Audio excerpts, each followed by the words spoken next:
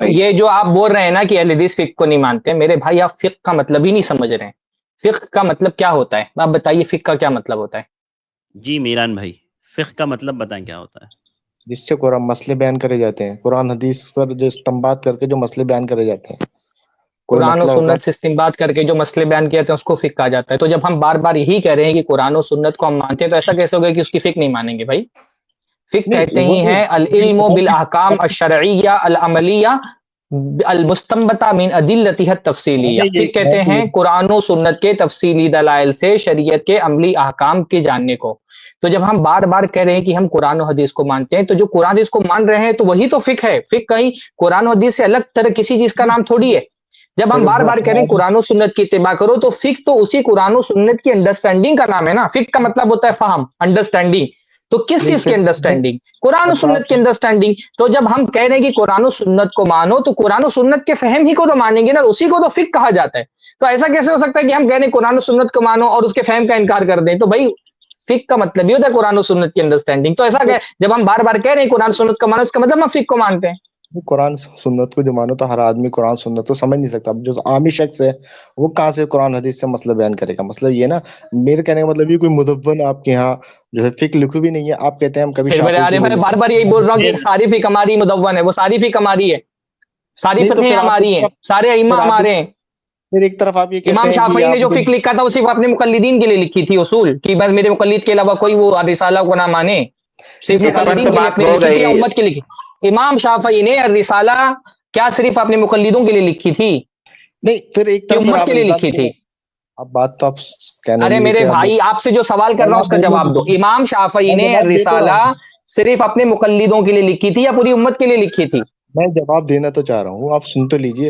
امام شافعی، امام ابو حنیفہ نے جو فقہ لکھی، یعنی ان کے شاگردوں نے، اگر حنفی اسے فالو کرتے ہیں تو آپ کا اعتراض یہ ہوتا ہے یہ مقلد ہیں، یہ تقلید کرتے ہیں، اور تقلید آپ کے یہاں یہی تو ابھی کفایت اللہ صاحب ایک گھنٹے سے بیان کر رہے ہیں، آپ سن لیجیے۔ اور ایک گھنٹے سے ہم یہ بیان کر رہے ہیں کہ جہاں قرآن و حدیث کی بات آ جائے، جہاں دلیل کی بنیاد، دلیل جانے بغیر جہاں پہ بات مانی جائے اس کو تقلید بولتے ہیں ہم نا۔ جہاں آپ دلیل نہیں دیکھ رہے قرآن و سنت کی، آپ صرف فقہ فالو کیے جا رہے ہیں، آپ دلیل نہیں جان رہے۔ امام حنیفہ خود کہہ رہے ہیں کہ میرے دلیل کو جانے بغیر میرے قول کے مطابق فتویٰ نہ دیا جائے۔ ٹھیک ہے، آپ کا جواب دے دیا میں نے۔ آپ یہ بتائیے امام شافعی نے جو رسالہ لکھی تھی کیا صرف اپنے مقلدوں کے لیے لکھی تھی؟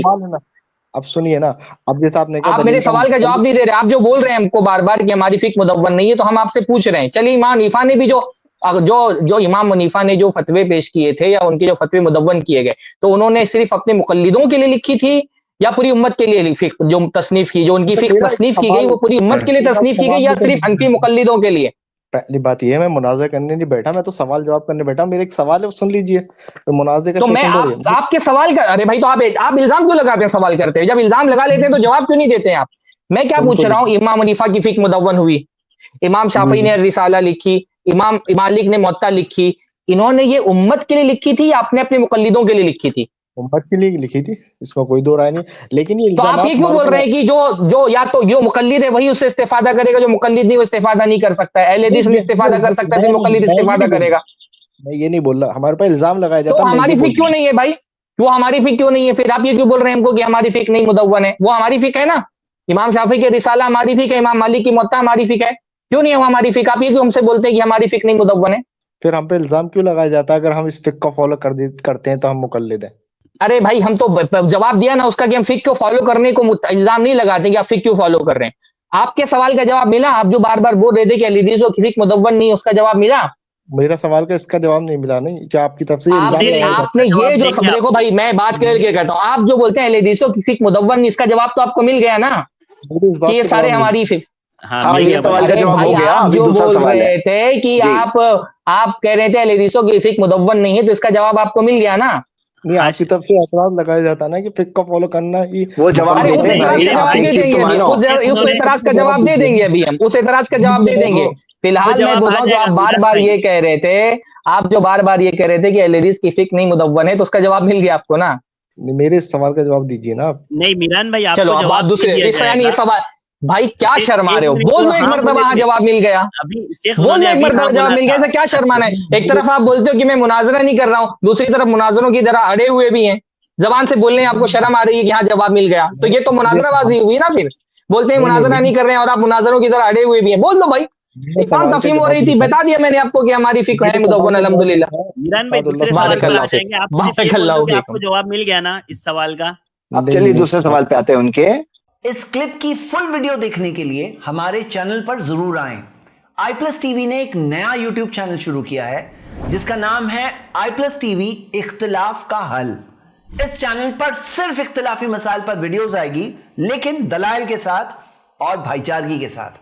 आपको मैं दावत देता हूं कि आप भी हमारे इस चैनल को सब्सक्राइब करें, हमारी वीडियोस को शेयर करें और नोटिफिकेशन आइकन को ऑल सेलेक्ट करें ताकि आपको हमारी वीडियोस का नोटिफिकेशन मिल सके। जज़ाकल्लाहु खैर, वस्सलाम अलैकुम रहमतुल्लाह।